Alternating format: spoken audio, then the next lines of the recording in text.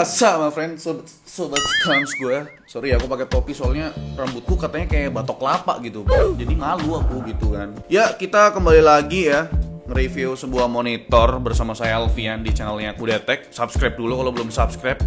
Jadi monitor kita ini adalah monitor dari Philips ya. Dan kalian perlu tahu, Philips tuh nggak cuma jago bikin lampu doang yang bisa tahan sampai puluhan tahun. Pasti di rumah kalian ada tuh lampu Philips yang sampai 10 tahun belum mati-mati gitu kan. Tapi monitor mereka juga menarik buat kita bahas kalau dilihat dari segi harganya. Dan yap, ini adalah monitor Philips Momentum 24M1N3200Z. Panjang banget namanya.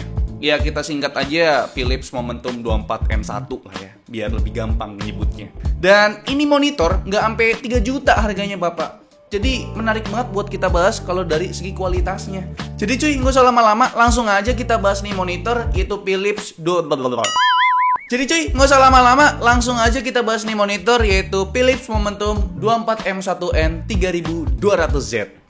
Udah ngulangin 100 kali aku, salah mulu. Let's go. Packagingnya full color bre, nggak pakai tuh kardus Indomie-Indomian. Kalau isiannya selain ada unit monitor dan standnya, kita juga dapat kabel power, terus ada adapternya. Kita juga dapat 2 kabel display, yaitu DisplayPort dan kabel HDMI. Dan ya ada kertas-kertas dokumen lah. Udah lengkap banget ini coy, asli dah. Desain sisi layarnya tampak seperti monitor gaming pada umumnya.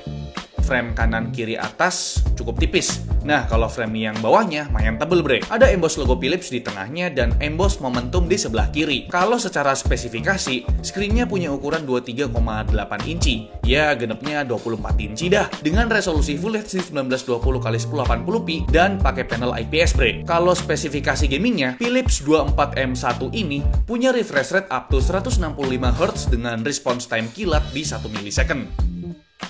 Pindah ke sisi belakang, tampilannya nggak gaming sama sekali bre. Malah cenderung ke arah formal layaknya monitor produktivitas. Karena mau dilihat apanya sih di belakang, toh kan nggak kelihatan juga.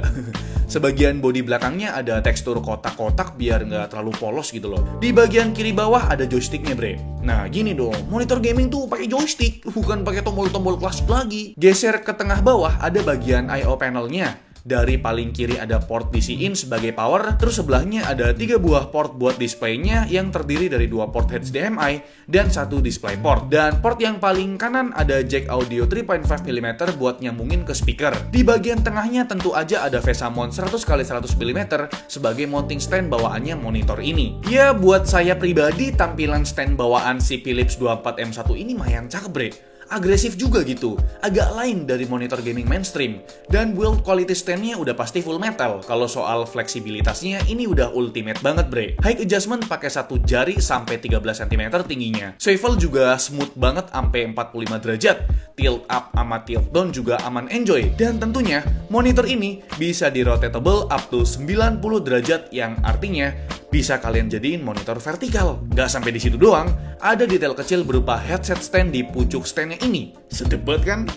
Oke, sedikit kita ngebahas mengenai OSD-nya. Menurut saya, tampilannya cukup user-friendly bre.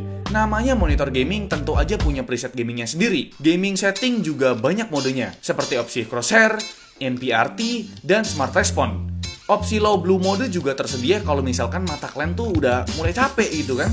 Kalau feel joysticknya udah mantep lah bre, gak ada komplain dari saya. Nah sekarang nih kita lanjut ke pengujian panel si Philips 24M1 ini. Dari pengujian Spider X Elite yang kita punya, panel ini punya color gamut yang bagus banget bre. Di sini dapat angka 100% sRGB dan P3-nya cukup tinggi di angka 91%. Data selanjutnya berkaitan dengan brightness yang peak-nya tembus sampai 309 nits. Rasio kontrasnya juga kasih lihat ke kita kalau panel IPS yang dipakai ini nggak sembarangan karena tembus 1140 banding 1 bre. Nah kalau white point-nya cukup miss nih dari targetnya 6500 Kelvin ke angka 7200 Kelvin bre. Kita lanjut ke color uniformity-nya atau keseragaman warnanya. Bisa dilihat kalau panel bagian bawah kurang begitu rapi, tapi rasionya masih di batas bawah atau kurang dari 6 delta E. Jadi nggak begitu buruk lah. Kalau buat keseragaman putihnya malah bagus banget loh. Titik sempurnanya ada 2, yaitu di tengah dan tengah atas. Dan buat color akurasinya cukup mengejutkan buat saya, karena dapat rata-rata di 1,16 delta E aja. Gokil juga di panelnya Philips. Dan seperti biasa, kita lakukan kalibrasi ulang bre. Bisa dilihat sampel foto berikut cukup jelas menunjukkan kalau hasil kalibrasi punya warna yang lebih tajam menurut saya dibandingkan sebelum dikalibrasi. Dan datanya pun berkata demikian. Dari color gamut naik 1% di V3-nya jadi 92%. Tapi kalau dari angka brightness, kontras dan white point-nya cuma dapat sedikit peningkatan. Tapi nggak apa-apa, karena kalau kata Pak Alfa Jonathan, 1% peningkatan artinya peningkatan. Next, buat data keseragaman warnanya, panel bagian bawah dapat peningkatan yang merata. Bisa dibilang kerapihan warnanya meningkat setelah dikalibrasi, bre. Dan buat color akurasinya juga dapat peningkatan. Rata-ratanya jadi 1,06 delta E aja. Ya, bisa disimpulkan walaupun monitor ini nggak dikalibrasi ulang, tetap aja kualitas panel bawaannya sangat memuaskan, bre. Apalagi kalau dikalibrasi ulang, mantep banget dah. Dan terakhir kita bahas mengenai motion blur-nya, cuy, yang melakukan pengetesan UFO test gitu ya. Monitor ini punya beberapa preset buat motion blur-nya, bre. Mulai dari preset Smart Response dan preset MPRT. Di sini saya ada tes 4 preset berbeda, bre. Pertama Smart Response Off, kedua Smart Response Fastest, ketiga MPRT level 10 dan MPRT level 20. Di gambar ini terlihat kalau preset Smart Response Fastest adalah yang paling jelas buat tampilan UFO test-nya.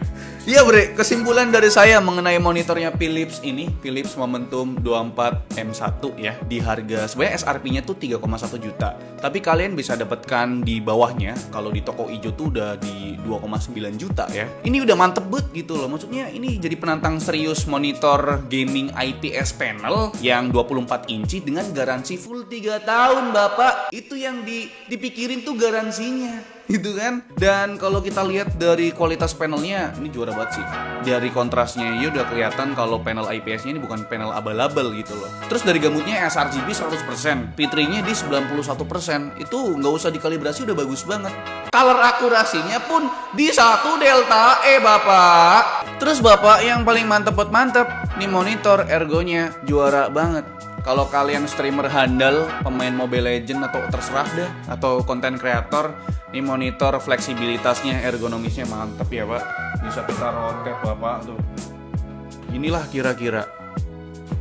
Jadi gimana? Like video ini kalau kalian suka, dislike kalau saya jelek, dan jangan lupa untuk tekan tombol subscribe yang arah merah kalau misalkan kalian belum subscribe channel ini. Saya Alfi yang selaku host. Terima kasih. Sampai jumpa dalam video. Dadah.